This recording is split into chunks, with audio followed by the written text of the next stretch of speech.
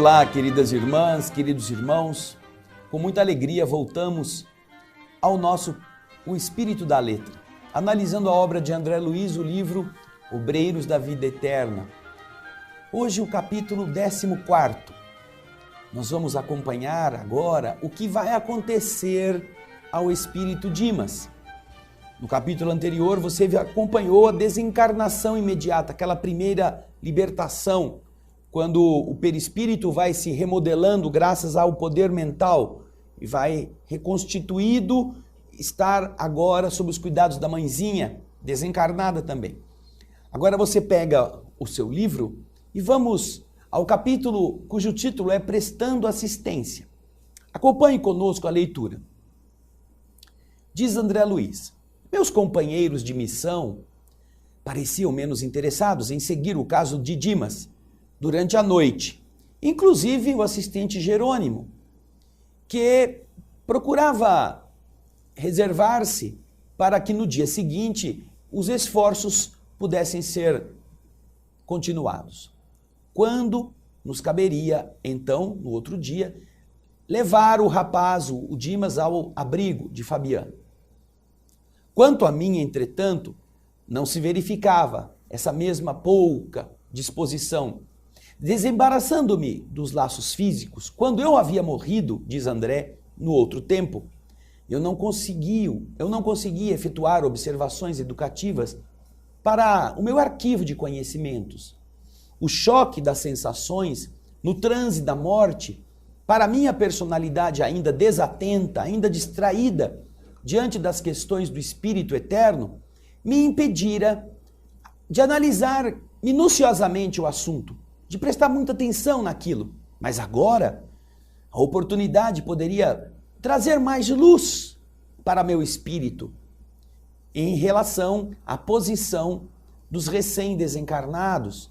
O que acontece com aqueles que acabam de morrer antes do enterramento, da inumação do corpo físico? Então, expondo ao assistente Jerônimo o meu propósito de aprender, recebi a mais ampla permissão. Poderia visitar a residência de Dimas à vontade, lá permanecendo durante as horas que eu quisesse. A concordância de Jerônimo me enchia de prazer, não só pela ocasião, pela oportunidade de me enriquecer na esfera prática, mas também porque o fato em si era bastante expressivo. Pela primeira vez, um companheiro de trabalho com autoridade suficiente, que era o caso do Jerônimo, estava de acordo com o meu desejo de um humílimo, um simples operário. O consentimento que me deu representava a preciosa conquista.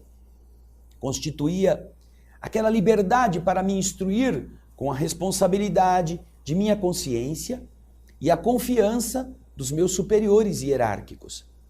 Deixando a casa transitória em plena noite, dirigi-me para o ambiente doméstico, na terra, onde o amigo Dimas se havia desfeito dos elos da matéria mais espessa. Entrei. A casa enchia-se de amigos e simpatizantes, encarnados e desencarnados. Não havia qualquer serviço de defesa vibratória.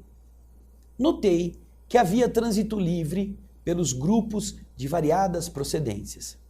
Em um canto recuado, ainda preso às vísceras inertes do corpo físico, pelo cordão fluídico prateado, permanecia Dimas no colo da mãe, ao lado de dois amigos que, cuidadosos, o assistiam. A nobre matrona reconheceu-me comovida, apresentando-me aos companheiros presentes. Um deles, Fabriciano, me acolheu prestativo, perguntando pelos informes relativos ao desenlace. O que tinha acontecido, como que havia sido feito. Eu então lhe contei os trabalhos com detalhes. Em seguida, Fabriciano passou a explicar-me, ou a explicar-se. Sempre tive por Dimas sincera admiração pelo proveitoso concurso, pela ajuda eficiente que soube nos oferecer. Eu, Fabriciano, integro, faço parte da comissão espiritual de serviço que vem atendendo aos necessitados por intermédio dele, Dimas, nos últimos 6 anos. Dimas foi sempre assíduo nas obrigações, bom companheiro, leal irmão. E então eu fiquei surpreso com essas referências e perguntei, ora, quer dizer então que existem comissões de colaboração permanente para os médiuns em geral? Existem espíritos que estão com eles durante suas atividades diárias? Uma comissão, um grupo de espíritos que trabalham com aquele médium normalmente? E então o interlocutor respondeu, não me refiro a todos os médiuns, disse Fabriciano, porque a mediunidade é título de serviço como qualquer outro. E há pessoas que pleiteiam obterem os títulos, mas desestimam, não gostam das obrigações que lhes correspondem. Certamente gostariam do intercâmbio com o nosso plano, mas não cogitam de finalidades e responsabilidades. Em vista disto, não se estabelecem conjuntos de cooperação para os médiuns em geral, mas apenas para aqueles que estejam dispostos ao trabalho ativo. Existem muitos aprendizes que não ultrapassam a fronteira da tentativa, da observação. Desejariam o caminho bem aplainado, exigindo a convivência exclusiva dos espíritos genuinamente bondosos. Experimentam a luta construtiva através das sondagens da superfície e, diante da primeira dificuldade, abandonam compromissos assumidos. A aquisição da fortaleza moral, da resistência moral, não abre mão das provas arriscadas e angustiosas. Para a pessoa adquirir essa fortaleza moral, ela precisa passar por provas angustiosas, arriscadas. Entretanto, diz Fabriciano, diante das exigências naturais do aprendizado, essas pessoas se dizem feridas na dignidade pessoal. Não suportam a aproximação dos infelizes encarnados ou desencarnados, estacionando a menor picada de dor. Para semelhantes experimentadores, seria extremamente difícil a formação de equipes eficientes, representativas do nosso plano junto a ele. Não se sabe quando estão dispostos a servir. Se recebem faculdades intuitivas, pedem a incorporação. Se contam com a vidência, querem a possibilidade de doar fluidos para os fenômenos da materialização. Eu escutei essas observações muito sensatas do novo amigo e, registrando a nobreza de sua alma, passei a pensar em minhas cogitações íntimas diante dessa tarefa que nos levara até ali. Ora, por que se formara uma expedição como a nossa, que foi destinada a socorrer o servidor para desencarnar, se esse servidor já dispunha de amigos de tamanha competência moral? Fabriciano demonstrava conhecimentos elevados e condição superior. Esse amigo generoso, porém, demonstrando extrema acuidade perceptiva, antes que eu fizesse qualquer pergunta inoportuna, disse: apesar da nossa amizade com o médium, não nos foi possível acompanhar o seu transe de desencarnação.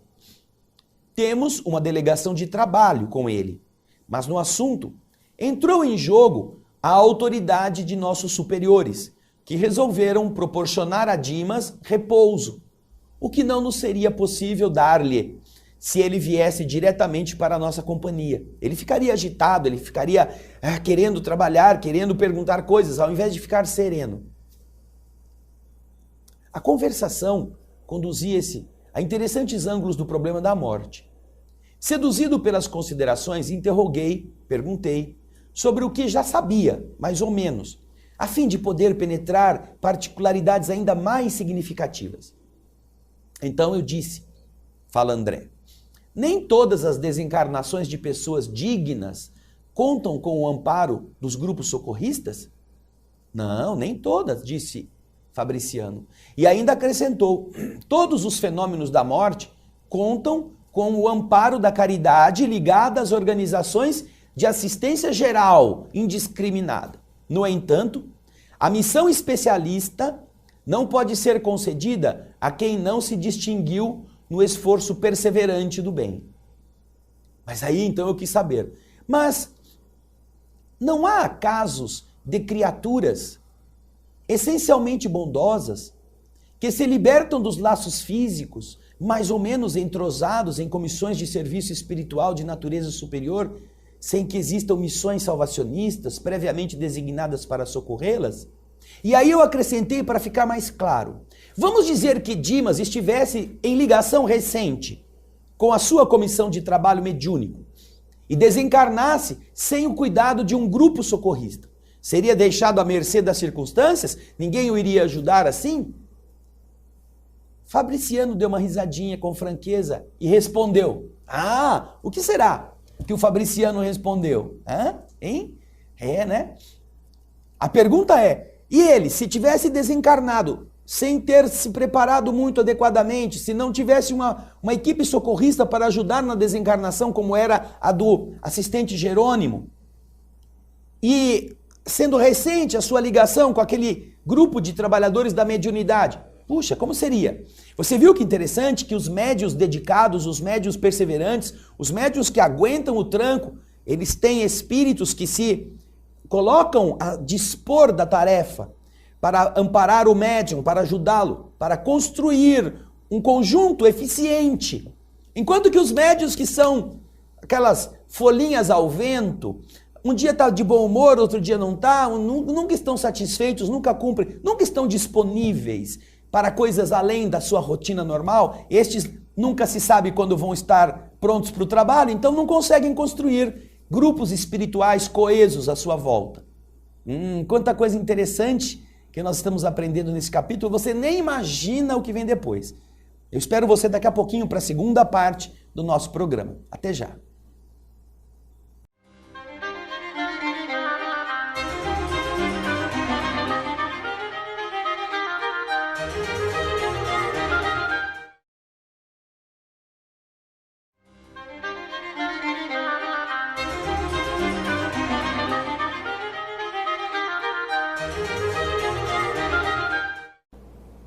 Olá, estamos de volta com o capítulo 14 do livro Obreiros da Vida Eterna, prestando assistência. Dimas está desencarnado já, não tem como voltar mais ao corpo, apesar de ainda estar preso a ele pelo fio prateado. E agora André Luiz está conversando com um amigo que foi visitar, o Fabriciano, que está explicando coisas interessantíssimas para ele. Inclusive, você viu que André Luiz fez uma pergunta no final do bloco anterior, querendo saber o que aconteceria com o médium que ainda não está muito enfronhado na tarefa e que não tivesse uma equipe de socorro para o desencarne. E agora vamos ver o que o Fabriciano respondeu. Disse o Fabriciano, acompanhe no texto, olha, isso poderia acontecer. Nós já temos precedentes, já aconteceu antes. De maneira geral, ocorrem estes casos com os trabalhadores aflitos por conseguir, de qualquer modo, a desencarnação, alegando, invocando necessidades de repouso. Muitas vezes, no fundo, são criaturas bondosas, mas menos lógicas e pouco inteligentes. Na semana que passou, por exemplo, observamos um caso dessa natureza. Uma respeitável senhora, ainda jovem, pelas disposições sadias que demonstrou no campo da benemerência social, ela foi ligada a uma corrente de serviço espiritual organizada por nossos amigos. Ela estava então ligada, por dedicar-se ao próximo, ao sofrimento, ela estava ligada, os espíritos falaram, essa mulher é uma boa trabalhadora, vamos prestar-lhe assistência. No entanto, aconteceram pequenas rusgas, pequenos desajustes, desentendimentos entre ela e o marido. E ela, tendo conhecimento da imortalidade, que o espírito continua vivendo além do sepulcro, desejou ardentemente morrer. Tolas leviandades do marido bastaram para que a mulher maldissesse o mundo e a humanidade. Não soube ela quebrar a concha do personalismo inferior e colocar-se a caminho da vida maior. Pela cólera, pela intemperança mental, criou a ideia fixa de libertar-se do corpo de qualquer maneira, mas não queria utilizar o suicídio direto. Se achava infeliz, aquela pessoa, ai, ninguém me entende, ai, meu marido fica fazendo essas coisas comigo, ai, eu sou a pior das pessoas, eu preferia morrer. E queria mesmo. Ela conhecia os amigos espirituais a que se havia unido, mas não queria saber de assimilar deles os conselhos com juízo. Repelia as advertências fraternas que faziam para só aceitar as palavras de consolação que lhe eram agradáveis, diante das advertências salutares que lhe endereçavam. Só era aquele tipo de doente seletivo, só aceita o remédio que é gostoso. E tanto pediu a morte, insistindo por ela, entre a mágoa e a irritação persistentes, que veio a desencarnar em manifestação de uma alergia na pele complicada com simples surto de gripe. Tratava-se de verdadeiro suicídio inconsciente. Mas a senhora, no fundo, era extraordinariamente caridosa e ingênua. Não se recebeu qualquer autorização para conceder-lhe descanso, e muito menos auxílio especial. Os benfeitores de nossa esfera, apesar de eficiente intercessão em benefício da infeliz, somente puderam afastá-la das vísceras cadavéricas há 2 dias, em condições impressionantes e tristes. Não havendo qualquer determinação de assistência em particular, especial, por parte das autoridades superiores, e porque não seria aconselhável entregá-la ao sabor da própria sorte, em face das suas virtudes potenciais que ela portava, o diretor da comissão de serviço, a que ela se filiara imprevidentemente, recolheu-a por espírito de compaixão em plena luta. E ela foi, de roldão, de imediato, a trabalhar por aí ativamente, em condições muito mais sérias e mais complicadas do que ela tinha antes. Nada de descanso, nada de repouso, nada de reequilíbrio. Ah, você fez o que você quis, agora você vai ter que reparar o mal e vai ter que trabalhar ainda mais. Nossa, a explicação me atingira profundamente. Ele me informou sobre aquilo que eu desejava. A lei divina, de fato, perfeita em seus fundamentos, é igualmente harmoniosa em suas aplicações. Fabriciano, apresentando um belo sorriso, acrescentou: não frutifica a paz legítima sem a semeadura necessária. Alguém, para gozar de descanso, precisa antes de tudo merecê-lo. As almas inquietas entregam-se facilmente ao desespero, gerando causas de sofrimento cruel. Logo após, observando o recém-desencarnado, como a demonstrar que deveríamos centralizar todo o interesse da hora no bem-estar de Dimas, acariciando a sua fronte, Fabriciano afirmou: nosso amigo repousa agora, passada a tormenta das provas incessantes. Está enfraquecido o pobrezinho. A sua sensibilidade, a sua mediunidade posta a serviço da obrigação bem cumprida, castigou a sua alma até o fim. Todavia, plantou a fé, a serenidade, o otimismo e a alegria em milhares de corações, estabelecendo sólidas causas de felicidade futura. Por enquanto, permanecerá assim nessa posição de uma ave frágil, incapaz de voar longe do ninho. Mas aí a mãe, que estava ouvindo a conversa, disse: mas felizmente ele vem melhorando de modo visível.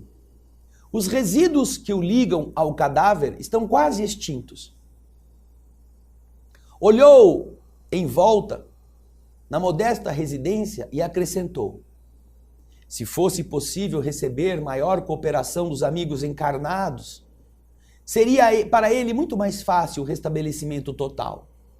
No entanto, cada vez que os parentes se debruçam em pranto, em choro de desespero sobre os seus despojos no caixão, ele é chamado a voltar ao cadáver, com prejuízo para o seu reequilíbrio mais rápido.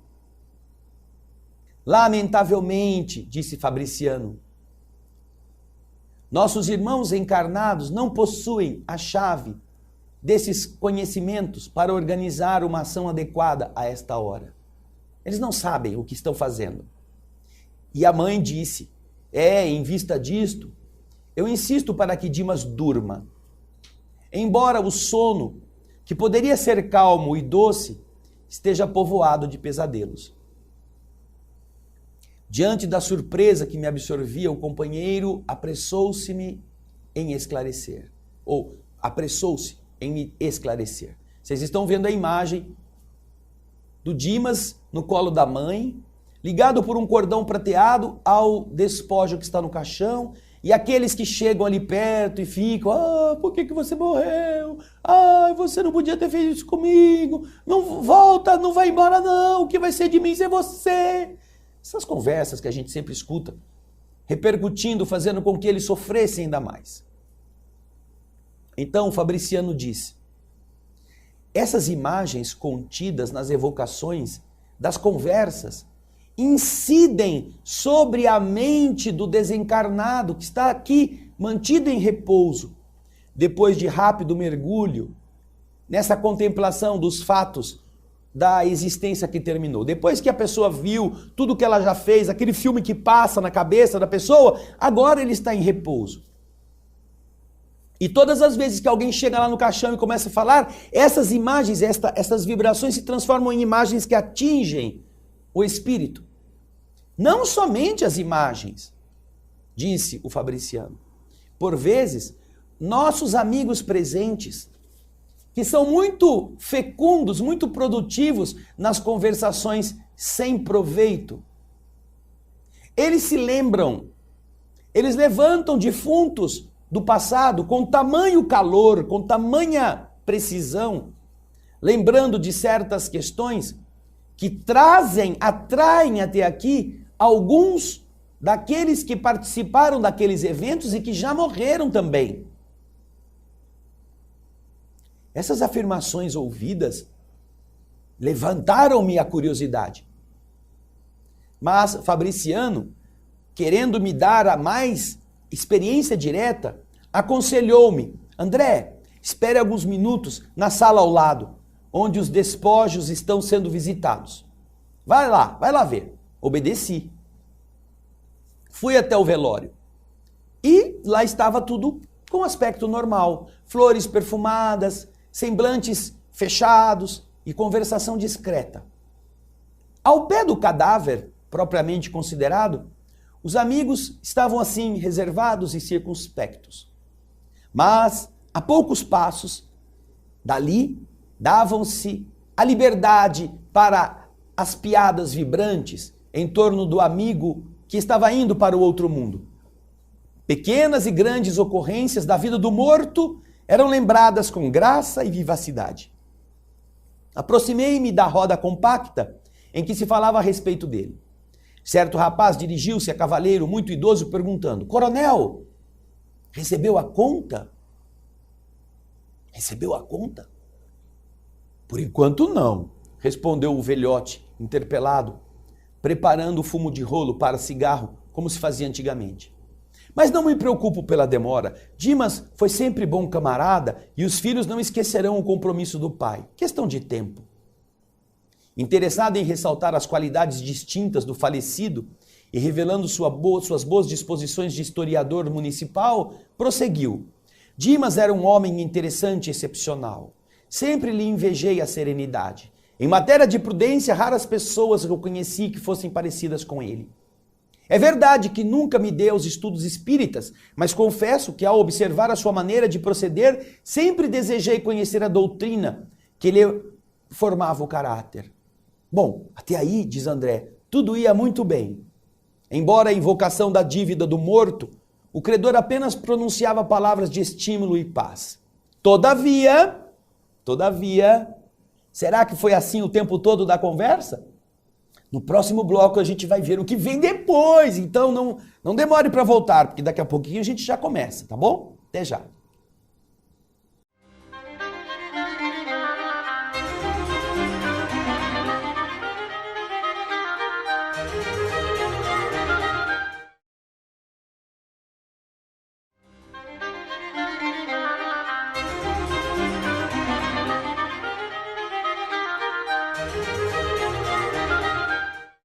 Eu não falei que era rápido? Eu sei que você está curiosa, eu também. Nós vimos que estavam lá no velório agora, né? Aquele Zé Povinho falando das particularidades do defunto. Ah, ele já pagou a conta? Olha que curiosidade mais ridícula, né? Ele morreu, estava endividado, ele já pagou o senhor, coronel. Aí o coronel, não, mas ele vai pagar, a família dele é muito honesta. Aliás, eu não era espírita, mas admirava tanto ele que eu tinha até vontade de conhecer o espiritismo por causa dos bons exemplos. Vamos ver como continua. André Luiz fala assim: até aí a conversa ia muito bem. Embora a invocação dos débitos do morto, o credor apenas pronunciava palavras de estímulo e de paz. Entretanto, no estado atual da educação humana é muito difícil alimentar por mais de 5 minutos uma conversa digna e cristalina numa assembleia superior a 3 pessoas encarnadas. E então, este comentador, esta pessoa, modificou o tom da voz, olhou na direção do cadáver e observou, em tom confidencial: poucos homens foram de boca segura como o Dimas. Conheci ele faz muitos anos e estou certo de que foi testemunha ocular de um pavoroso crime que nunca se desvendou para os juízes da terra. E depois de pequena pausa, acendeu o cigarro de palha que estava fazendo e perguntou, aumentando a curiosidade dos ouvintes: vocês nunca souberam? Nunca souberam. Aí os presentes, não sabemos de nada. Aí ele voltou, agora bem estimulado, não é? Vai para 30 anos. Dimas residia ao lado de uma nobre família que tinha valiosos patrimônios da coletividade com relação à orientação pública. Eram pessoas bem postadas, bem consideradas. Deste agrupamento doméstico, superiormente conceituado na apreciação de todas as pessoas, emanavam ordens e benefícios da mais elevada expressão para o bem-estar de todos. Como vocês não ignoram, há 3 décadas atrás, a vida no interior ainda conservava uma expressiva herança do Brasil imperial. A economia centralizada mantinha a Casa Grande simbólica, onde se traçavam roteiros para o serviço popular. Situado na vizinhança da residência feudal como essa, nosso amigo Dimas levava a existência humilde de trabalhador, organizando o futuro de um homem de bem. E aí o cavalheiro, sem saber dos problemas do espírito, começou a pronunciar nomes, relacionou datas, lembrou brejeiramente de certos pormenores, prosseguindo com maliciosa jocosidade, com maliciosa ironia. Certa noite, pela madrugada, conhecido chefe político saía do palacete residencial pela porta dos fundos, acompanhado de uma senhora que aparentava excessiva despreocupação consigo mesma. Ao despedir-se, com intempestiva manifestação de carinho. Eram amantes. Terminado o estranho adeus e vendo-se sozinho, o Dom Juan deu alguns passos para a retirada, espiou cauteloso em torno e ia continuar a marcha quando reparou que alguém lhe observava a intimidade com a esposa do respeitável amigo, o dono da casa. Era modestíssimo operário, que talvez estivesse ali por força das circunstâncias inapreciáveis. O político alcançou-o em um salto. Homem de compleição robusta e paixões violentas, aproximou-se do espectador inesperado e perguntou brutalmente o que estava fazendo ali. Ao que o mísero respondeu humilde: doutor, não estou espreitando, eu lhe juro. Pois morrerá de qualquer modo, disse o atlético agressor em voz sumida de cólera. Agarrou-o pelo paletó e disse, de dentes fechados: vermes que perturbam devem morrer. Não me mate, doutor, não me mate, rogou o infeliz. Tenho mulher e filhos, eu saberei respeitá-lo. Não valeu à vítima dobrar-se de joelhos na súplica, porque o homem terrível, cego de fúria, tomou a arma e desfechou-lhe certeiro tiro no coração, afastando-se rapidamente. Dimas, tendo observado os fatos a curta distância, gritou, fazendo-se ouvir pelo assassino, que o reconheceu pelas exclamações. Em seguida, correu para amparar o ferido, que, entretanto, nem chegou a gemer. Tendo se aproximado do assassinado, quando outras pessoas em roupas brancas acorriam igualmente à pressa para verificar o ocorrido, manteve-se em silêncio, manteve-se a cavaleiro de qualquer atitude suspeitosa. No entanto, chamado a esclarecimento pelas autoridades, ele, que tudo sabia, nada revelou. Protegeu o morto nos funerais. Dispensou a ele extremos cuidados, extensivos à sua família. Portou-se como cristão fiel, esquivando-se, contudo, ao fornecimento de quaisquer indícios para que o criminoso fosse capturado, alegando desconhecer qualquer minúcia dos fatos que deram motivo ao acontecimento. E o caso policial foi encerrado na suposição de latrocínio, roubo seguido de morte. A única testemunha, que era ele, considerava preferível o silêncio ao escândalo que traria enormes dissidências domésticas e sociais.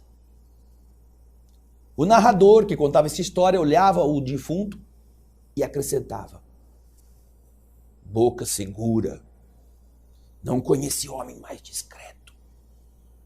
Certo ouvinte brejeiro ali, meio irresponsável, perguntou: mas, coronel, como veio a saber das particularidades se Dimas não chegou a falar nada para ninguém?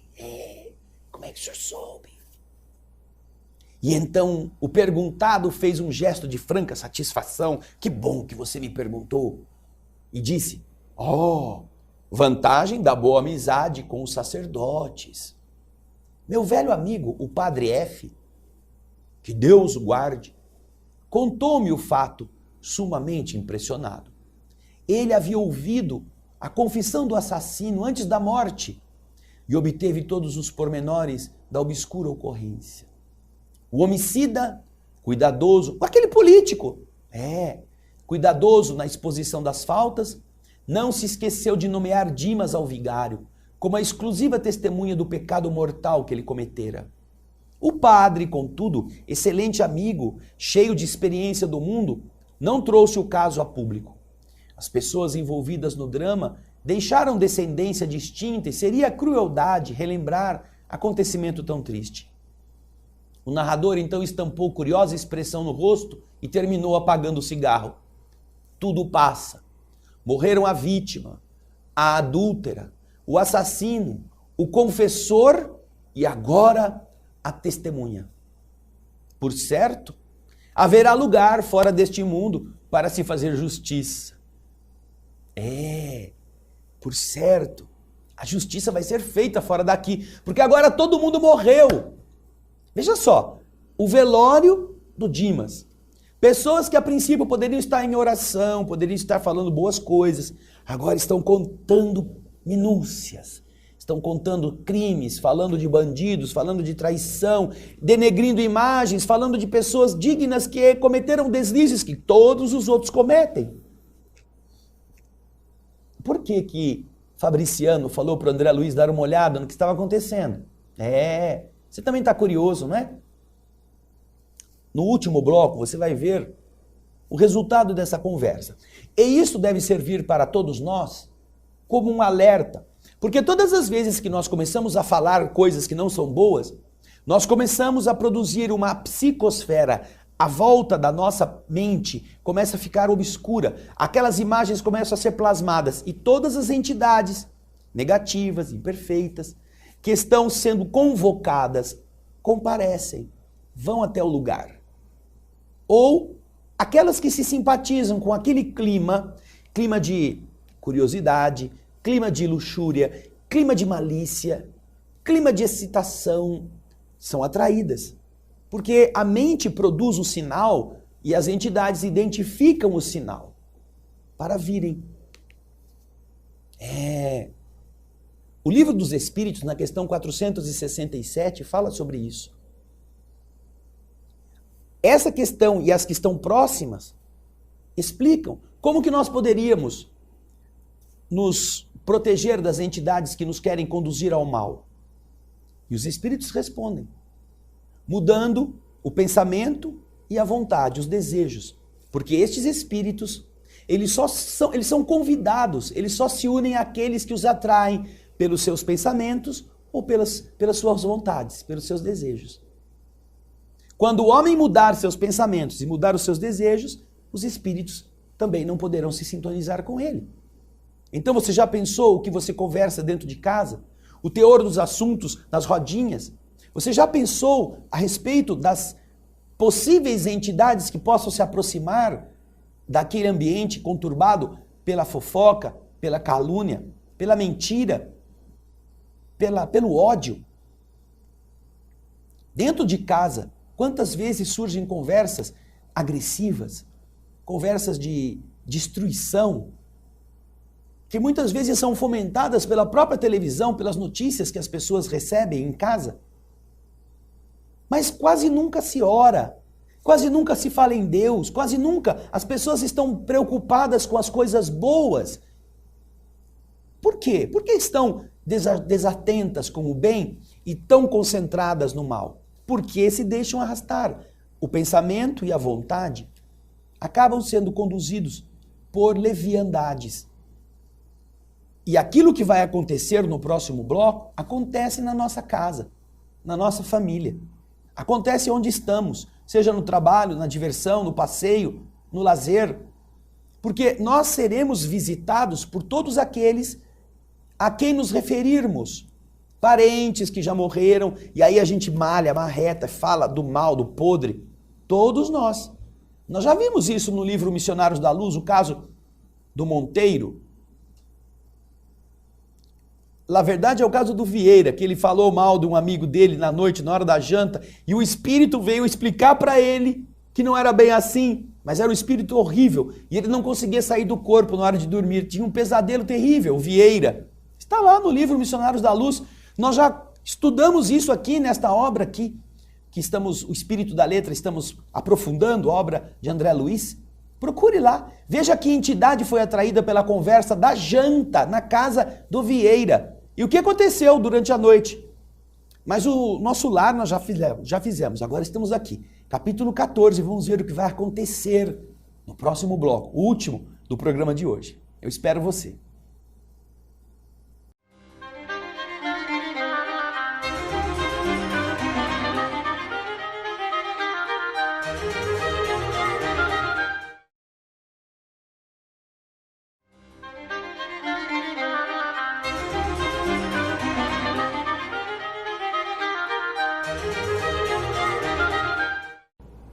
Olá, estamos de volta na parte 4, no final do capítulo 14, prestando assistência.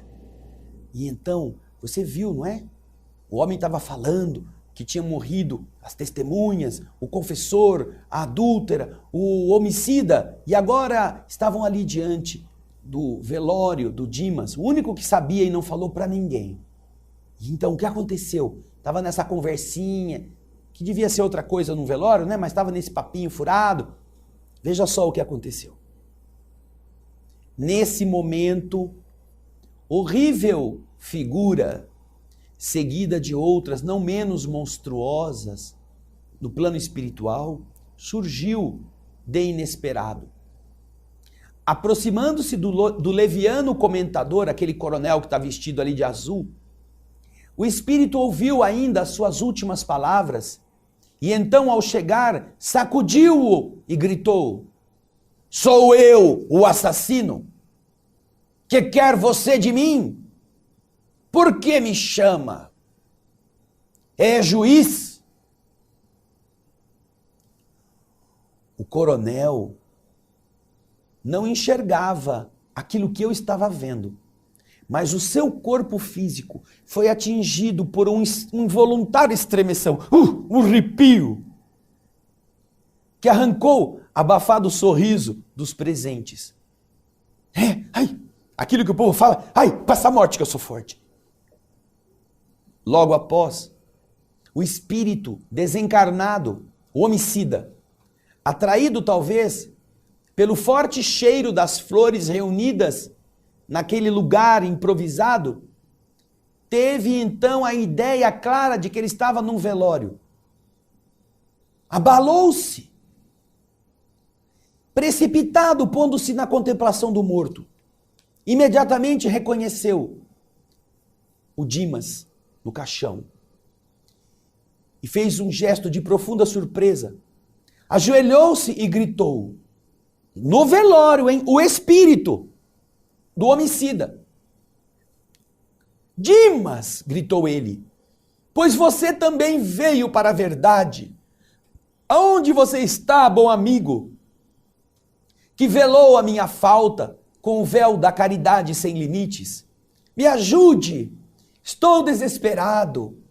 Onde eu vou encontrar a minha vítima para suplicar o seu perdão que eu tanto preciso? Me ajude, Dimas.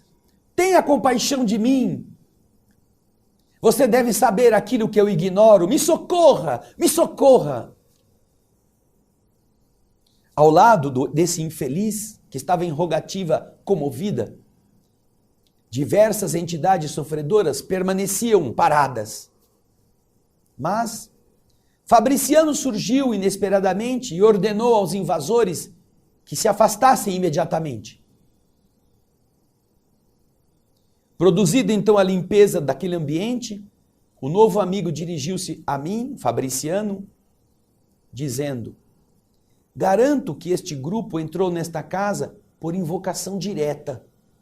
Então, eu contei para ele o que havia visto. Ele me ouviu calmamente e ponderou.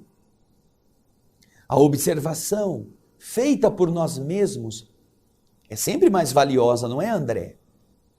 Dimas, apesar de dedicado à causa do bem e forçado a grande esforço de cooperação na obra coletiva, descuidou-se de incentivar a prática metódica da oração em família, no santuário doméstico.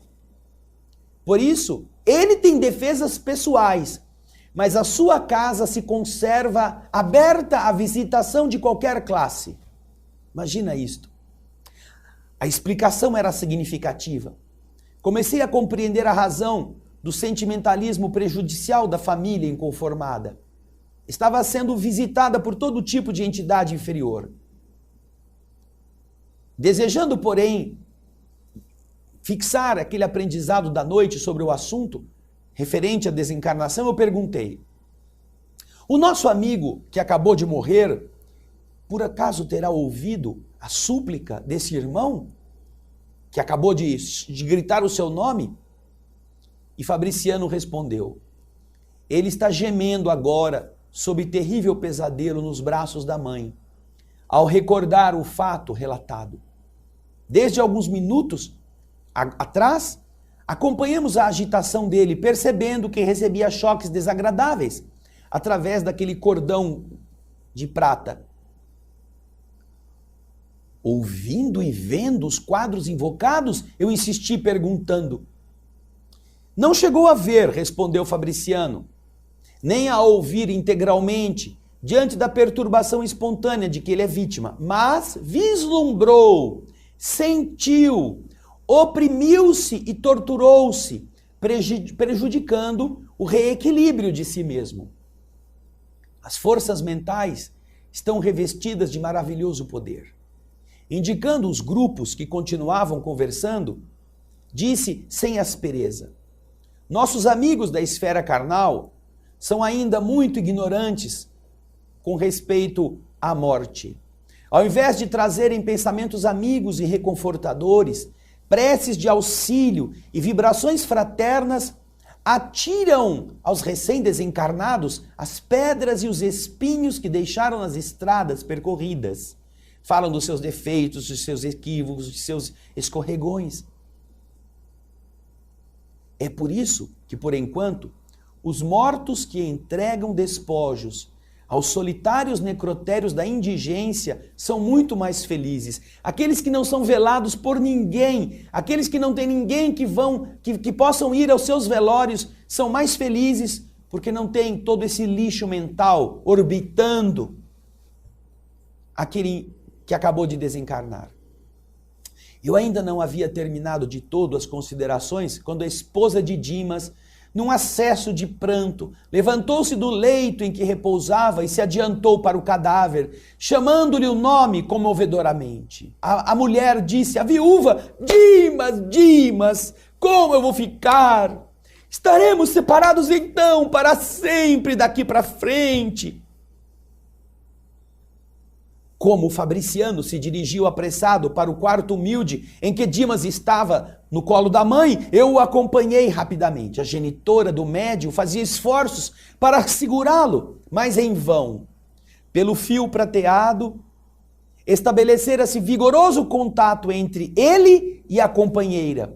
Porque Dimas, mesmo grogue, mesmo meio hipnotizado, se ergueu cambaleante, apesar do carinho da mãe. Estava branco, semilouco.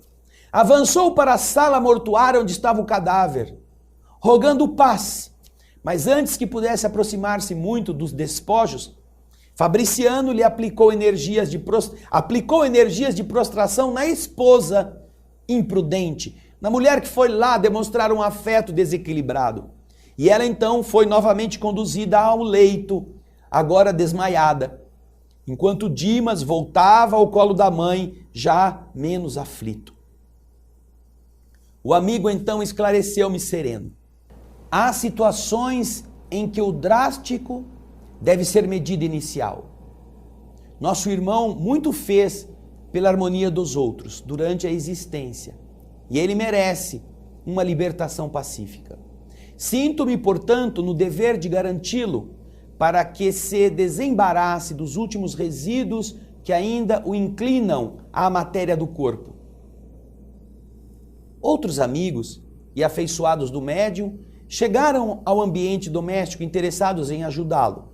E como já era muito tarde, a noite já ia muito alta, despedi-me dos companheiros, pondo-me de regresso ao acolhedor asilo de Fabiano.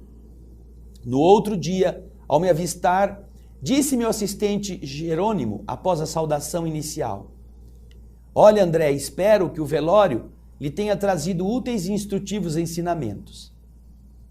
Sim, o estimado assistente falava com muita propriedade e razão. Eu aprendera muito durante a noite. Aprendera que as câmaras mortuárias não devem ser pontos de referência à vida social, mas recintos consagrados à oração e ao silêncio. E você viu, querida irmã, querido irmão, uma referência muito interessante, tirando o espírito da letra. Como é que aqueles espíritos entraram na casa de Dimas? Por que entraram? Porque disse Fabriciano que apesar de ser médium, apesar de ser uma boa criatura, apesar de ter amparo dos que foram desencarná-lo e do grupo de espíritos que assumiu um trabalho com ele, ele não habituou os seus entes queridos a fazer oração em família. E, portanto, a casa não tinha uma proteção vibratória que tem quando nós criamos este hábito de manter o bom pensamento em oração durante a semana, uma vez, 2 vezes por semana, por um período de tempo pequeno. Quando a família se reúne em orações, estas vibrações abarcam o ambiente da família. E aí não é qualquer espírito que entra. É necessário passar daquela vibração, daquela barreira com o mesmo padrão elevado. Portanto, os que são espíritos perturbadores não conseguem vencer este limite. E é o que não acontecia na casa de Dimas. Entrava quem quisesse, porque não havia defesa vibratória que a oração em família produz. O Dimas tinha a sua proteção porque ele era médium. E era um médium generoso, trabalhador, eficiente, devotado. Não é porque só ser médium já basta, não. Tem médium que é perturbado pelos obsessores, é médium dos espíritos inferiores, isso sim. Mas não era o caso de Dimas. Agora, a casa estava à mercê das entidades. Podia entrar quem quisesse. E você viu que o espírito que vai proteger Dimas daquele surto da sua esposa, produz na esposa um estado de prostração para que ela voltasse para a cama. Ela desmaia com a ação vibratória que o espírito desencadeia para ela dar sossego ao marido. Já pensou isto? Os espíritos precisarem dessa energia, ao invés de cuidar do desencarnado, cuidar do desequilibrado encarnado que está prejudicando aquele ser que ele diz que ama. Como falta conhecimento para dar juízo para todos nós nessas horas, não é mesmo?